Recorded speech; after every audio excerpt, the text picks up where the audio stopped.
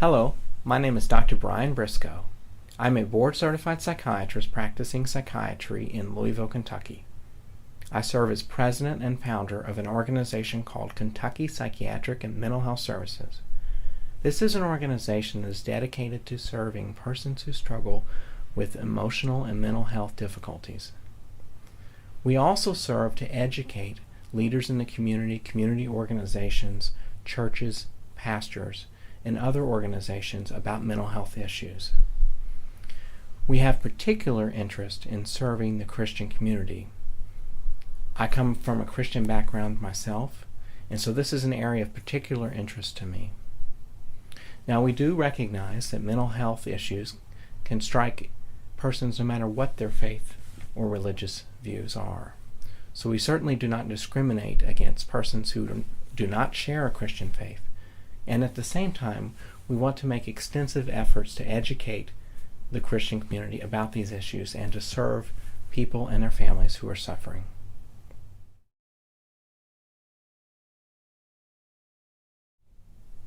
Today I'd like to talk a little bit about a diagnosis called bipolar disorder, which is also known as manic depression. This is actually a very common disorder in our society, and around 1 to 3% of our population struggles with this. There's a lot of confusion in our society about what bipolar disorder actually is. If I did a survey within our community of a lay population, about 90% would respond that they think bipolar disorder is a change in moods. So it's very commonly thought of as a disorder in which people are unable to control their mood, where people will go from happy to sad, or from laughing to angry, or experience an inability to control their anger. This really has little to do with what bipolar disorder actually is. Bipolar disorder is not simply change in moods that occur from one minute to the next, or an inability to control one's anger. So what is bipolar disorder? Well, bipolar disorder is characterized by someone having had a history of a manic episode. So what is a manic episode? Well, a manic episode is when a person has a distinct period of time lasting at least 3 or 4 days where they have sustained levels of high energy, and I mean really high energy, combined with a decreased need for sleep, feeling like they can be on top of the world, so feeling like they're on cloud 9. And I don't mean just a happy mood, I mean a mood that is just over the top. Many times people who are in a manic episode can experience extreme irritability. And I don't mean just getting angry, I mean just excessive and extreme irritability that is sustained and constant over a period of at least 3 or 4 days. Many times people who experience a manic episode can go for a lot less sleep than they typically would need, or they can go without any sleep at all. Many times people, when they're in a manic episode, experience an extreme increase in their rate of speech. So they will talk so fast that you can barely get a word in edgewise. Sometimes when people are in a manic episode, they will speak in a way that's hard to understand. Or their thoughts will get distracted from one thing to another. Or sometimes people in a manic episode can feel like they are sort of someone that they are not, or they can feel like they have extreme powers or abilities that they typically, in their normal character, wouldn't claim to have. Sometimes, when people are in a manic episode, they can just seem to go on and on and on and on like they're an Energizer bunny. Nothing can stop them.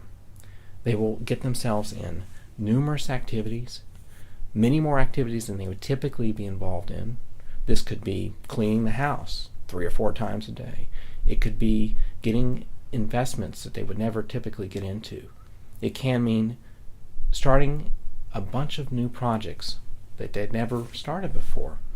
And yet when they do these things, they jump from one thing to another, to another, to another, another, again, running with this high level of energy.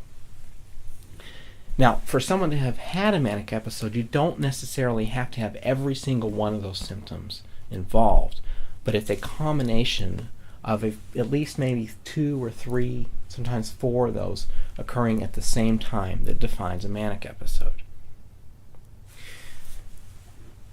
Almost always, if somebody's having a manic episode, you or they will notice that their mood is extremely elevated or extremely irritable. And again, it's the persistence of that over a consistent period of time for at least 3 or 4 days. That's what a manic episode is. Now, there are different kinds of manic episodes. There's a milder form called hypomania and a more severe form called mania. But that's the basic idea. If a person has had one of those events in their lifetime, then they do have bipolar disorder. So why is it important if somebody's had a manic episode? Well, because there's an increased risk for having another manic episode in the future. Actually, that risk is about 90% within 2 years. If you've had a manic episode within the last 2 years, the chances are 90% that you're going to have another episode very soon. Additionally, there's a very high risk for recurrent periods of severe depression. So, that's what bipolar disorder is. It is not I'm happy one minute, sad the next. I'm angry, I can't control my moods. That doesn't really have a whole lot to do with bipolar disorder. Bipolar disorder is defined by distinct periods of time in which you experience either manic episodes or depressive episodes, or you're somewhere in between. What's important to understand about bipolar disorder is that it's very important to have this treated. Many times this disorder goes undiagnosed. A lot of times a person will report to their physician that they're having depression and be put on antidepressant, which isn't the appropriate medication for this. And so they never know that they have bipolar disorder. And a lot of times people, when they're in a manic episode, people feel really, really good. And so you don't seek help. People usually end up seeking help when they're in the depressed phase. Another reason it's important to seek treatment for bipolar disorder is when you're in that manic phase, that's actually very, very bad for your brain. You're essentially, to put it in layman's terms, you're sort of burning your brain. People can develop cognitive impairment if they stay in a manic episode for too long or have too many manic episodes over the period of their life. So it's actually something that's very dangerous. Also, there are some psychiatrists who believe that the more depressive episodes that you have, the more likely you are to experience depression in the future. So it's very important to get this treated and get it treated as early as you can. There are medications that are designed to pull people out of depression, and there are medications designed to help people to come down off the manias. And there are medications designed to keep people on an even keel and to help prevent future manic episodes and prevent future episodes of depression. Most people find that the depressive episodes are what is most distressful, but I should also warn you that many times when people experience mania, they lose control. They can lose control of their judgment. I can't tell you how many people I've seen who have either spent all of their family's money, or gone off to Las Vegas, or engaged in some behaviors that they highly regret and have to deal with the consequences the rest of their lives. So mania is very dangerous, and if you are hopefully not manic at this time, but if you've experienced a history of mania, you really should seek treatment from a board-certified psychiatrist. Now, a couple other points I want to make about bipolar disorder. One is this area that has to do with antidepressants. There are a lot of psychiatrists that believe that antidepressants may actually not be helpful and could be harmful to people who struggle with bipolar disorder. So that's something you should pay attention to and ask your physician about. Again, that's an area of controversy. There are some psychiatrists that still use antidepressants, but it's something you should think about. Another point I want to make is there's a treatment called social rhythms therapy. Social rhythms therapy has been invented in the recent years, actually in the 1980s. It came out Actually, it's more recent than that, but it's a therapy that is designed to help you regulate your daily schedules, because we found that changes in schedule and changes in your sleep cycle can actually predispose people to an episode of mania or depression. So I would ask your healthcare provider about receiving social rhythms therapy. One thing to keep in mind is that this is not some form of a spiritual failing of some sort. As I've said before, I identify strongly with the Christian faith. I've been in very intense dialogue with many pastors over the years, actually more conservative pastors, and people who are persons of faith. And this is actually considered by many people within the Christian community, including many conservatives, to be a purely biological disorder. And it does require medications. Medications are the standard for treatment for bipolar disorder. I recommend that you seek care in your community for this, and I hope that this information is helpful and informative, and let us know if we can be of assistance to you. The kinds of issues that we've discussed in this video today present a tremendous challenge for people who are suffering and for their families. If you live in the Louisville area or you are a resident of the state of Kentucky, we would be more than happy to help you in any way that we can.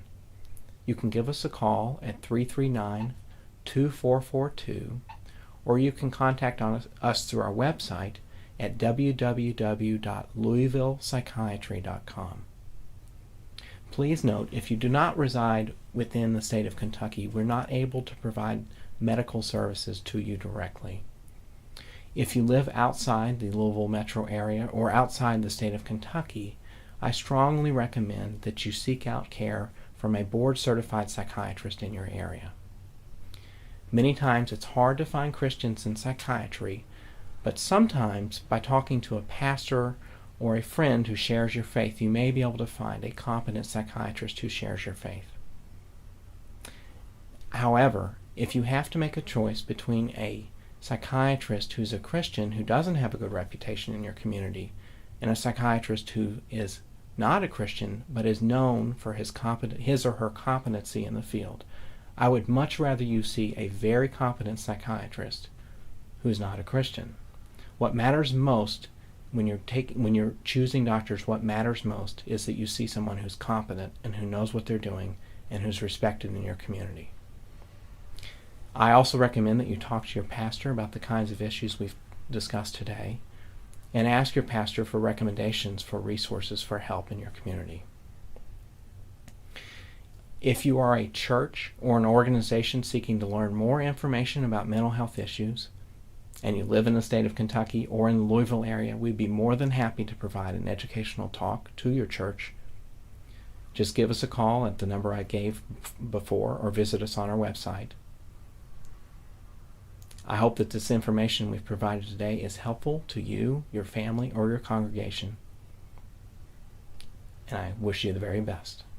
The information presented in this video is intended for educational purposes only.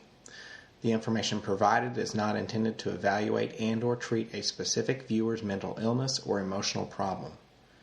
Watching this video does not entail a doctor-patient relationship with Dr. Briscoe, Kentucky Psychiatric and Mental Health Services, or any other affiliated persons or organizations.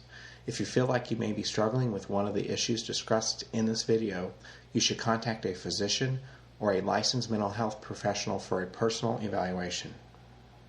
The opinions expressed by Dr. Briscoe and other expert whose input is included in this video are their own, and should not be assumed to reflect those of their employers, the professional organizations to which they belong, or the institutions in which they trained.